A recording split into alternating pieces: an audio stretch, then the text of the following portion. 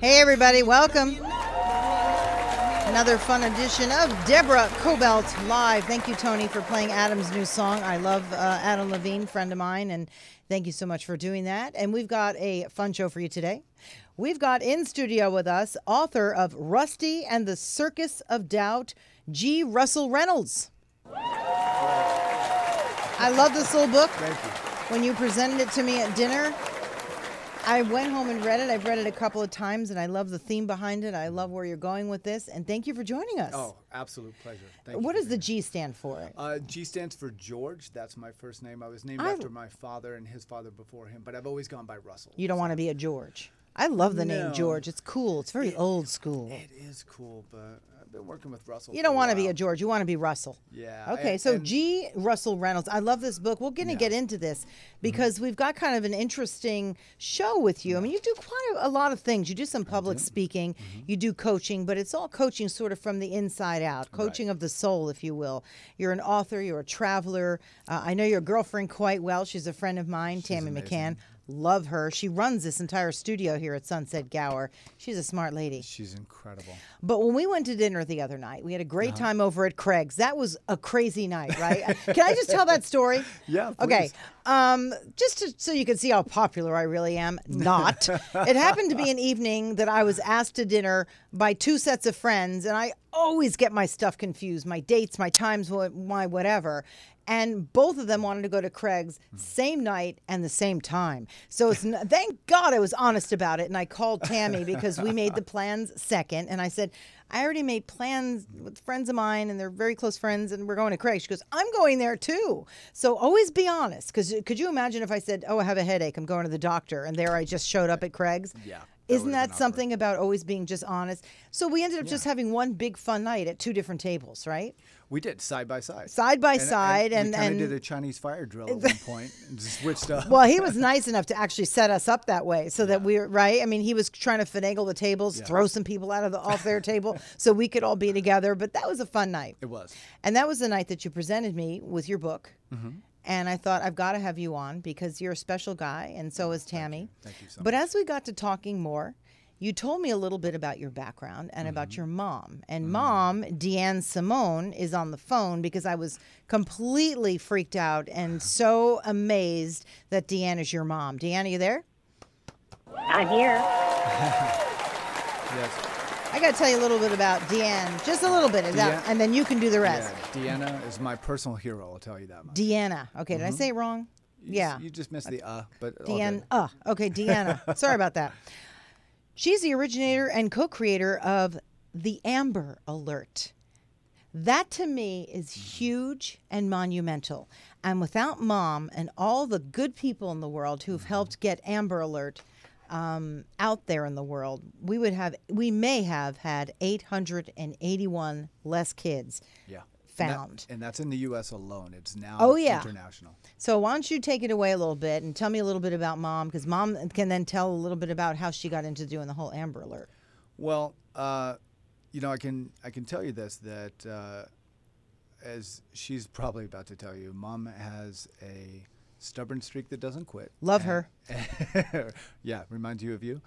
A little bit. And again, to me, she's a hero. She's a national hero and a shining example of how one person can make a difference. And that's what you do in your work. So that's and I realized that night it all connected to me. The apple didn't fall far from the tree with you because this is how your mom is. So Deanna, could you tell us a little bit about how you thought of doing an Amber Alert? I know that sadly it was because of the abduction and sadly the murder of Amber Hagerman. Is that how you say her last name? I hope I'm saying correct. it properly. Yes. That was in January of 1996. And you saw that on television, so take it away a little bit. I saw it on television. They were showing her home video. Very precious little girl opening her Christmas presents, etc., and then announced that in broad daylight she had been forcibly pulled off her bicycle, thrown into a pickup truck, and gone. And the whole community watched and waited. And 3 days later, someone walking his dog saw her little lifeless body in a creek bed. And I was heartbroken. I was absolutely devastated. I've always had a special place in my heart for children. And I guess watching her doing such intimate things as opening her Christmas packages, I felt very, very devastated by this loss. And it was very frustrating to me that this happened in broad daylight and there were no witnesses. So what did you do first? What's the first thing that you did to spring into action to say, we have to make sure this doesn't happen again? How did you go from those thoughts and feelings to actually getting FCC approval, to getting, to actually getting the Amber Alert approved on the air? And, now it's on radio stations. It's all over the roads, and it had to be approved. How do you go from... Deborah, that wasn't my doing. What I did, I had the idea, but I had absolutely no resources with which to implement the idea. So I turned it over to the people who did. I contacted the local radio stations. The media was extremely proactive during and after the investigation, asking for information. I called them. I said, no, I do not have any information. However, I do have an idea.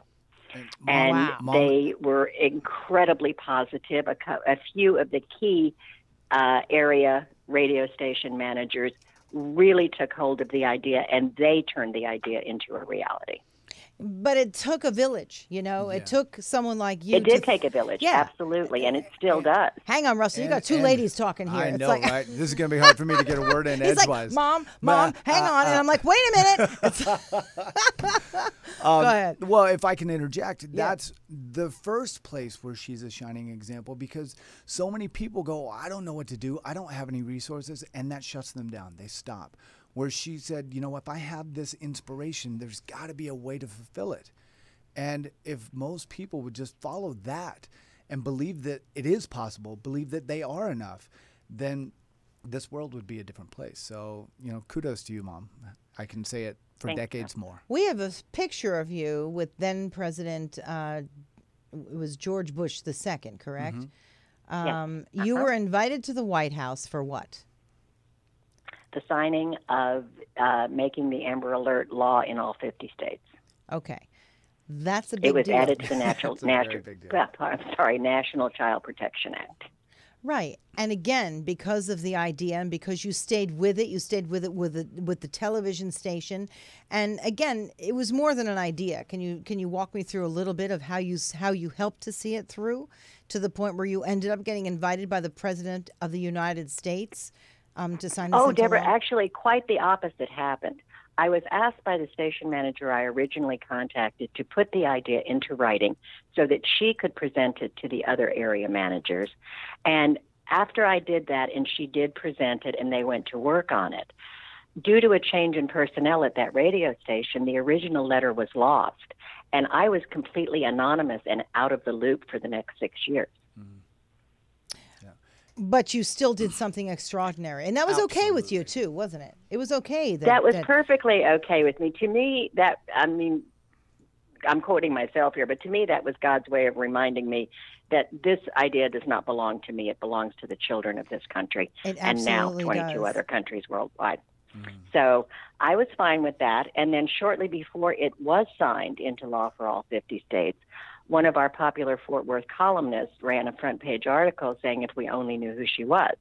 Oh, wow. And a number of friends of mine knew exactly who it was and responded immediately, and I was anonymous no longer.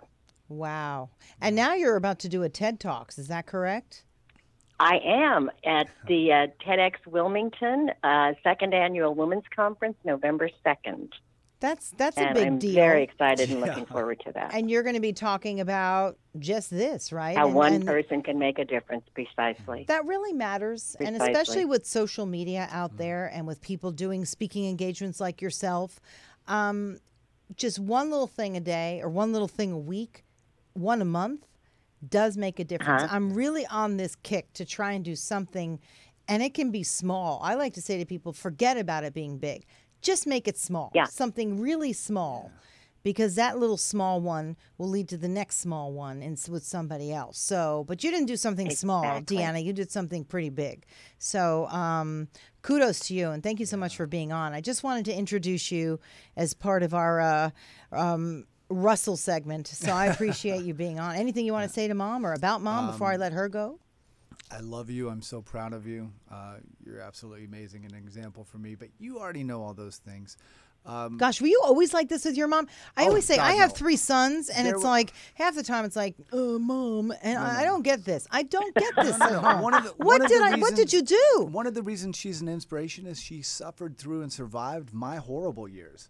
So I need to hear about all of them because I'm just wondering if I'm going to get to the other side. You know, they talk about teenagers, and I would think, mine are pretty good. They're pretty easy. But it seems like a little bit older as they get as teenagers, they will push back. So it's to the point where I'm afraid to ask anything. It's like, I don't even want to say, I hope your day was nice, because it'd be like, you know. We're not going to have her tell any of the stories of when I was a teenager because I'm we calling don't her, have though. that much airtime.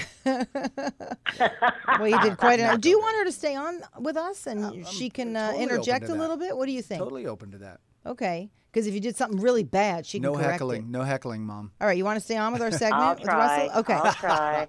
So, I want to say one thing about the Amber Alert that please. I found out after the fact is that it almost didn't happen because Isn't that the way? And Mom, you can correct me if I'm mistaken on this, but when she contacted the radio stations, they got it going, and the Dallas Police Department was the first to launch the Amber Alert. And the first alert, nothing happened. And the second, too, your mom was saying yesterday. One, The first nothing, two. Yeah, nothing happened. And the police chief at the time goes, look, it was a great idea, just didn't have any legs, it's not going to work, scrap it. And they decided to give it one more try. Like it almost didn't happen. Like the saying, third time's a charm, right? So, yeah. Exactly. And what happened on that? Exactly. What happened on that third alert, Mom? On the third alert, they rescued a kidnapped infant within 45 minutes. And imagine what would have happened, Deanna, if you didn't get this ball rolling. So that's why that's why my entire show today is dedicated to, just one act does matter. It really does. Wow. How did you feel when that happened the third time, and they were actually able to actually catch the person who took this little infant? What did that Deborah, feel I don't like? think there are words to describe it. I really and truly don't. But I believed in my heart from the very beginning that it would work because I knew people wanted to help. They just didn't have a safe tool with which to do it. Right. And once that tool to help was provided for them, I knew people would participate. Well, you know what I like about you? Go ahead. Thrilled beyond words, What I like about you is you see something and you ask why, and then you say, why not? Why can't this happen? And you just kept going until you made it happen. That's what it is. Don't stop if you have an idea, right? Just keep going. Well, and it's the transition from why to how. And why why not? Did this, not just Don't why tell did me this no. happen, right. Tell me how we can do it. Yeah. That's another thing. Exactly. If you end up with a roadblock, just say, okay, thank you, and just find another way to do it if you really believe in your heart. Yeah. Do you agree? Like, I believe in this whole thing with intuition, and if you feel strongly about something, to keep going. What an inspiration you are. And then after that, when was the next Amber Alert? How long did it take until that happened again? I honestly don't know, but I know once it started working here, they started getting calls from all over the country, and it just mushroomed at that point. Yeah. I have to tell you, when I pass, when I'm driving especially, and I see the Amber Alert sign, I always take notice of the car. I really just etch it in my memory to say, if I see something like that, I'm calling 911, because they're very, very powerful when those come up. Yeah. I even will see traffic, slow down a little bit. People pay attention. Very effective. Very effective. Good. Thank you. Because, no matter how great an idea it is, without the people out there willing to participate, That's right. it would be useless. So it's the people that make it work. So this effect obviously rubbed off on you after you said you had a bit of a rough go of it in your earlier years as a young man, right? Yeah, I was just building my blueprint. Yeah, so what did you do to build your blueprint? Mom is laughing. Please give me something. You two can't be all that perfect. What were you like? Were you like a real pain in the ass? I mean, just give it to me. Come on, give me the real dirt. Complete. What'd you do? What didn't I do? Get arrested? Found you stone drunk, face down? I mean, come on. Couple times. No, didn't do that. I did. Tony's laughing. I Yeah, I didn't. When I was a kid, I didn't do well in school, didn't have good grades, didn't play sports, bought my clothes at Nerds R Us, couldn't get a date if I paid for it, and got beat up as a hobby. So that, that And was now the look at beginning. him. He ain't Yeah. buying his clothes at Nerds R Us, and nobody's beating you up. That's for sure. no. So you managed to get out of the Nerds R Us thing. Well, I realized that if I didn't like something about my life, It was up to you. That the only person who could do anything about it was me. How do you get out of the blame game? You know, a lot of people go, well, it's because of this. Well, it's because of that, which is true. Very often someone's circumstances will really beat them down. It's true. I find that in myself. I'll do the same thing. I'll be like, well, and then I think, all right, Deborah, enough wells. Just figure out a way out of this thing. Yeah, it's a process to get out of that blame game. Yes, and it is. It's an awareness.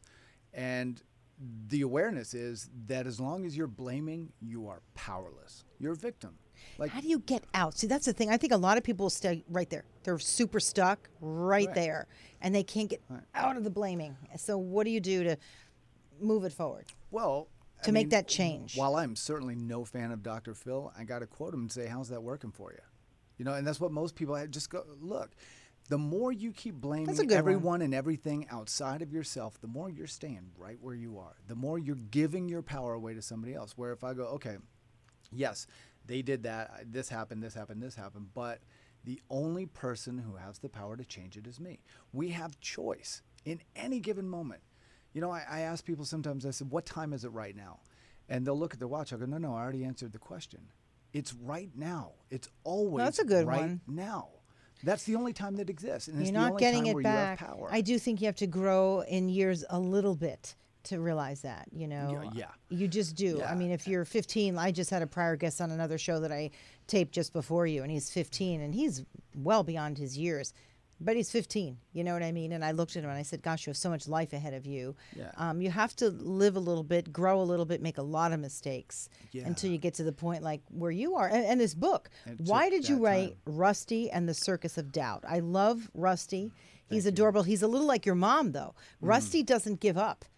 Right. Rusty's not giving up. He's getting a door slammed on him. He's not getting fed. He's getting chained up. And little Rusty, he just keeps going, right? Yeah. And he feels like a loser sometimes. I love this little guy. I relate to him, right? Don't we all feel Yeah. like losers sometimes? Yeah, Or a you lot know, of times. I had somebody who looked at the book said Rusty's you, right? And I said, Rusty's all of us. Rusty's definitely me. Yeah. So I love that. inspired to write the book when I heard about how young circus elephants are trained and how they're chained and shackled with these heavy chains and they can't get away. They pull and try. They can't. Well, I don't think Chain's too big, they're we're too even small. allowed to have the elephants here in America anymore, right? In the circus. I think they did away with them at the Ringling Brothers. Yeah, I'm pretty sure they did. If it's not complete, it's definitely in process. So Yeah, it's that's in huge. process, yeah. But before that point, what was amazing is they're shackled with these heavy chains and they try to get away. They can't. Chain's too big. They're too small. Eventually, they stop trying. And this is the part that blew my mind.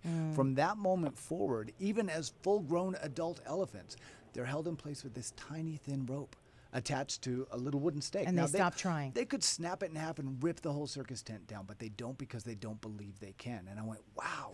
What a metaphor for our lives. How many of us are chained to a job, a circumstance, a relationship, a belief system that we think is this unbreakable chain? In reality, tiny thin rope. So that was the inspiration for the story, and it's That is Rusty, great. a young circus elephant named after the chain he was bound by in his journey of self-discovery and eventual empowerment through the circus of doubt, which is the system designed to keep him small. Right? And we've all Isn't that created great? circumstances and our own circus of doubt that, will encourage us to keep playing small. And whether that's through society, whether that's through our upbringing, whether that's through whatever social conditioning we go through.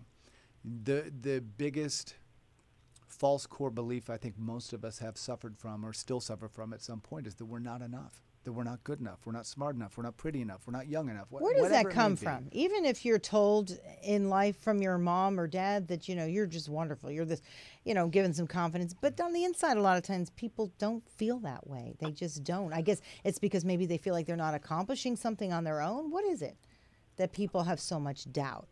Well, And then how do you let that go? It's still hard. yeah, it definitely can still be hard. I think where it comes from is just years of conditioning. recognize that there is this supercomputer between your ears, and everything you've ever experienced, every smell you've ever smelled, sight you've seen, is in there. words you've heard, everything that you've ever gone through is recorded in the hard drive of your subconscious mind. And unless you know how to rewrite those programs, they're still playing, right? So when a kid strikes out in Little League Baseball, he's not told, you know, you missed the ball. You're told you're a bad player. It's not an event. It's an identity. Or you idiot or whatever. Right, I mean, right. you know, but a lot of times, like back when I grew up, and I grew up with a lot of, a family that was from Italy, and I remember some of my aunts and uncles would say, well, we tell you you're no good, so you get up there and do better. And I'm thinking, oh my God, it's just the opposite. You keep telling somebody they're no good, they're just going to believe they're no good, you know? Right. I mean, it didn't necessarily happen to me, but I saw it happen to a lot of people in my own family. I saw that, and I thought, that doesn't seem right. But a lot of times that's how people did things, you know, until maybe we've discovered that that's not the way to build somebody up, right? It's just the opposite. Absolutely. Absolutely. So you do a lot of public speaking and training and coaching with people. Yeah. Somebody comes to you and says, I want to learn, I want to have what you've got in here. What do you tell them? How do you help inspire them? It's never going to be a one size fits all. It's going to depend on their circumstances. That's you know, and I do health and fitness coaching, and I I've done a lot of work and study with Tony Robbins and others. So I kind of approach fitness from the inside out. So sometimes people come to me just for, the life coaching aspect, even though I don't like that term because it's kind of watered down at this point. It's really watered down. It's like, oh God, another one. Right. But it's true. And Tony has something. Yeah. For those people who don't know enough about Tony, I encourage you to read about Tony Robbins and his journey, because that wasn't easy either. And I could see how he inspired you. I see him in you, actually. Yeah. And thank you very much. That's a great compliment. I think one of the biggest awarenesses is anything, and we talked about those messages that kids get and how that's recorded, and if it's played more than once, it develops a groove, a synapse in the brain that becomes a superhighway, not just a little dirt trail, right? And the problem is when it's not the person who said it, it's you saying it to you. Right, which is what happens. We take over that program. Well, what happens not is, even our words. And it gets encoded, though. It does get encoded. Exactly. To rewrite that code, I think, is really tough to rewrite the code. It's almost like you need a coach. You need somebody to say, okay, what are we working on this week? And I agree with you. It's the physical stuff, too. And we take on mentorship. Without mentors, I certainly wouldn't be here. And even in Rusty, he has a mentor that helps guide him. But also, not tells him what to do, but asks him the questions that he then learns to answer himself. And I love that. I loved that. Thank you. It was brilliant. For me, I think a big switch was recognizing that anything inside or out of me that tells me that I'm anything less than spectacular, amazing, fantastic, anything less than greatness is a freaking liar. Fear is a liar. What got you there, though? Because sometimes you have to go all the way down to the... Okay, what was it like your bottom out where you're like, I am not doing this anymore. I got to pick myself up and do something. Bottom out. Drugs, alcohol, unemployment. I'll do it. Yeah. And through all those behaviors, I was looking for more. I just was looking in the wrong places. Mm-hmm. And I was looking for fulfillment. And, I talked to you about it, the 6 human needs. Tony talks about this in human relationships, that we all have these 6 What human are they? needs. Let's go through them briefly. And I'll first say that these are not wants. These are not, I'd kind of like to have it. These are primal needs, regardless of culture, continent, or language. And they are certainty. We need to have some level of certainty in our lives, whether it's a roof over our head, a meal on the table. Uncertainty or variety. Right? Because if we knew what every moment of every day was going to be like, we'd be bored out of our minds. Yeah, ho-hum. Groundhog Day, right? The third is significance. That one's huge because people will live and die for significance. The reason that most people quit any job, lack of significance, lack of recognition or appreciation, right? That happens a lot. Yeah. And the fourth is love and connection. And it's funny that those are, grouped together because they're not the same thing. People want love, they'll settle for connection. You know the saying, misery loves company, or I think Chris Rock joked, two crackheads will stay together forever, right? It's connection. It's not love, right? So that's the need. And then the final two are growth and contribution. And these are more spiritual or more fulfillment needs. Everything is either growing or dying. At any point in your life, there is no such thing as stagnation. And we all have to contribute to something greater than ourselves, or we become extinct, meaningless. Mom is a great example of that. She's given a contribution that will last well past her time on this planet.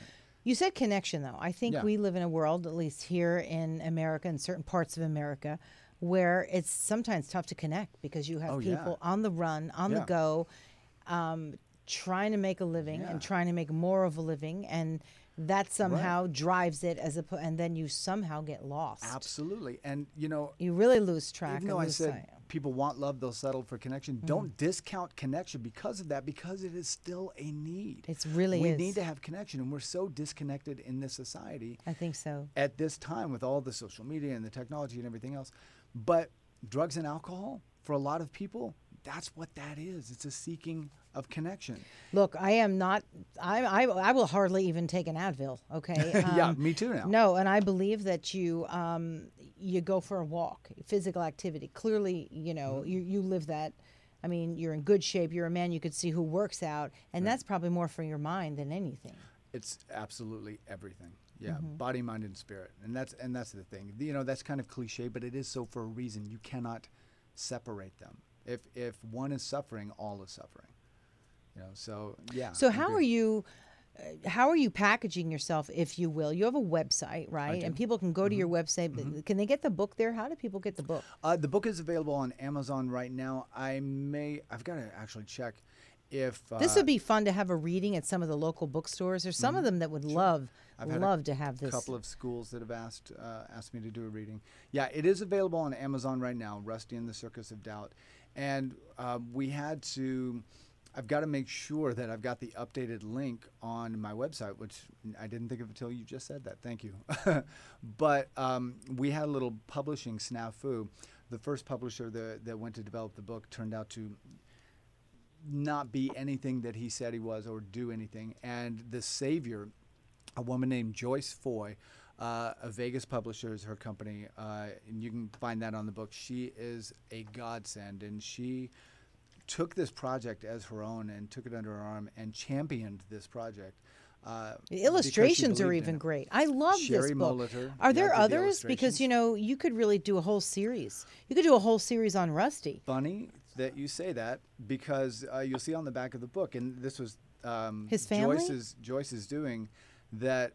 She said that this is the first book in a series, and I was like, what? It is? Because I didn't know that was going to go that direction. But yeah, because of that inspiration, because people have been so touched by this book. And I wrote it in the form of a children's book, but it's actually a personal development book in disguise. It's a message for all ages. So I'm going to continue in that vein. And the next book, we're actually taking, hopefully I don't give too much away, we're taking one of the antagonists out of the story, the primary bully, who is the lion in Rusty and the Circus of Doubt, and following his journey, because he... Oh, that's interesting. Yeah, because look, we've all had our dark days. We've all been misinformed about what's right and what's not and who we really are.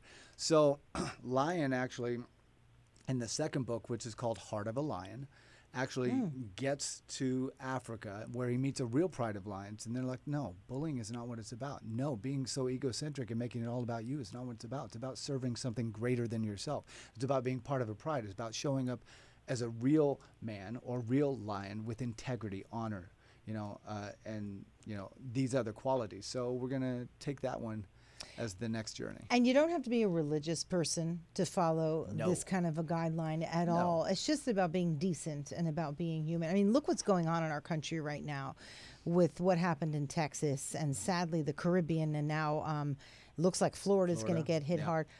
there's a lot of people with a big heart and they really want to go out and do something. Right. So well, and that was Mom's inspiration for That's the Amber Mom. Alert is your belief in humanity. that's right, Mom. Are you knowing that still with people us? I'm did. sorry, Deanna. Are you there? I'm still here, honey. Oh, she's enjoying. You know what? She's enjoying listening to her son. That's so sweet. I hope so. She's like, Absolutely. wow, did I do a good job? Either good that or job she's there. checking Facebook. I don't know. I have to become friends with her No. on Facebook. I didn't even realize that she was on there. But I enjoyed hearing you though because and you're available for some personal coaching as well, right? Yeah. Physical Yeah. and the mental. Yeah. I think you sort of combine that, don't you? I do. Some people want one or the other. Some people want the full meal deal, and we definitely combine that. And So how can they so get I've in got the touch with coaching. You can find me on Facebook, G.Russel Reynolds. 2 S's, Okay. 2 L's in Russell. If you ever meet a Russell that spells it with 1 L, he's a doppelganger. Shoot him on sight. Doesn't exist. It's always 2 L's. Oh, so and G dot. Okay. Yeah, again, I was named, just to give you the backstory on that, named George after my dad. I've always gone by Russell. Mom and Dad divorced when I was 3.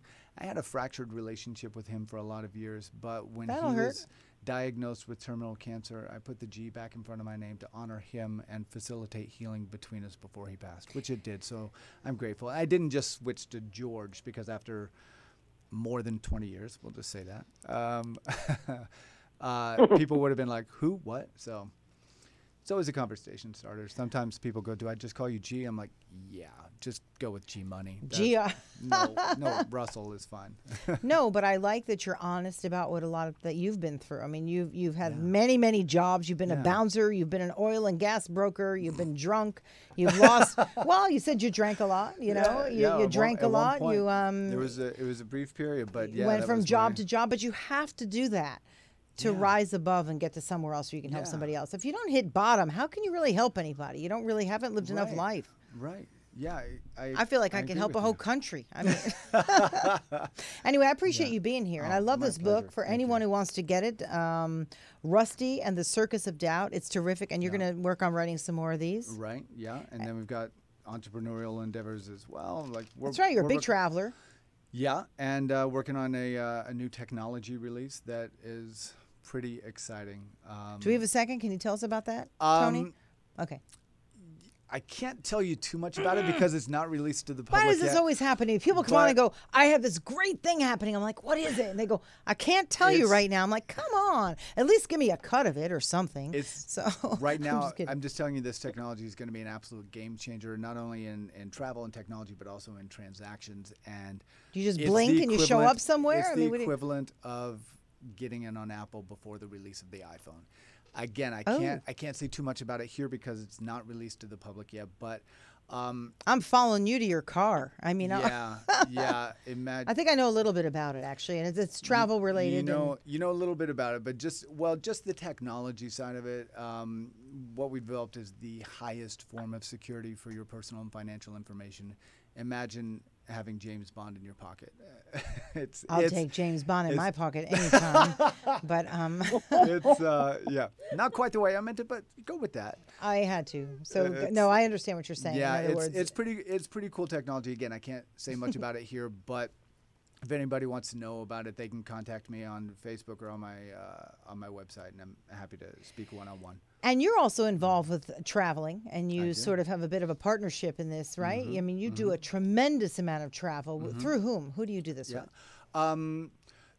I travel with a large group of people. I'm not going to go into details on it right now, but Tammy and I just got back from our 20th or 21st vacation in 3 years, and I thought I traveled a lot. Where were you? we were in Gatlinburg, Tennessee. We got a huge log cabin in the Smoky Mountains with some friends, and that was renewal for my soul. Getting to hike through the Smoky Mountains, and just that landscape was just incredible. And we got to see bears. And Okay, you were telling me you went up to a bear. Who does that stuff? I tried. Well, as we were leaving the hiking trail, leaving the mountain, we saw the bear on the. It was a mama and 3 cubs. We And saw you them on the side approached of a the road. mother with her 3 baby bears? Yeah. My gosh. I did what any sane person would do. I got out of the car and tried to talk to them. They weren't having it though. No. So I what knew did I you was do? close Run enough back to- in with your tail between your legs? I mean, No. They scampered away a little bit. They're just black bears. They're not grizzlies. So Yeah, no, I know. Yeah. So they Well, I'm sure Mama could have done damage if I approached the cubs. I knew better Absolutely. than to do that. Knew better than to do that. I just wanted, I've got this kinship with animals that I always want to connect if possible, so it's worth a try. And I knew I was close enough to the car. If it didn't work out, that I could make it back in time. But don't you feel like this is all sort of bringing you back to the work that you were meant to do? The traveling, the reaching out to people, the book. Yeah. I mean, I just see a whole journey ahead for you, and I love what you're doing. But you can't tell us a little bit about who that you travel with, or is it a contact me privately? Contact you privately. Yeah. See, he does all this cool stuff that, yeah. I'll just say that there is no reason for anybody to ever pay retail for travel. Like, there's no reason for it. So there's a whole backstory to how a person can go traveling, and instead of paying an outrageous amount of money, and you end up staying in the same places. I've got some friends that I helped that they're going on an 8-day cruise through Mexico, I think, for New Year's Eve, and they paid 98 cents for that cruise. And that's with an upgraded suite. Is that a rowboat? I mean, are you No, sure? it's an upgraded suite. Yeah. I'll go in on that for 98 cents. I got a buck in my car. There's That's a lot unbelievable. of things. There's a lot of things that are possible if people just know how, right? And that's again, this feeds into everything else. It's just it's getting the information. And my goal in life is to make a difference that's going to last long after I'm gone, just like Mom has. And if I can help people turn their bucket list into a checklist, cool. If I can help people step into the truth of who they are, which is absolute greatness, great. That's something their own that's greatness. Last. Yeah, their greatness. Yeah, not mine. Yeah, their greatness. That's what you do. That's your destiny. That's the truth of who you really are. And I encourage people to stop playing small. That's not going to serve the world. Recognize that, because everybody's got some kind of an inspiration. Most people have some kind of an inspiration for more, a longing for more. And my belief is that wasn't put there by you. What That's do you not do your imagination. when whatever your definition of a higher power is, that calling was put there because you are here to serve yourself or others in some way. And there are lives out there that only you can touch. What do you do, though, if people are always putting you down? You feel like, oh, my God, every day I get up, I try and do something. I don't have the money. I'm being put down by my husband or wife. I surround myself with different people. If it's a husband or wife, then, we've got to talk about that. And obviously you're not just going to go see ya, but there's ways to change that. But I also encourage people, one of Tony's famous sayings is where focus goes, energy flows. And if you're focused, like we talked about, the blame game, the victimness, if you're focused on that, you're going to create more of that. Tony does this really cool game. At least that's where I first heard it, was from him. Could have been somebody else. Where he says, okay, so what I want you to do is when I say go, you're going to count in your head, look around the room and count everything you see that's brown. Ready?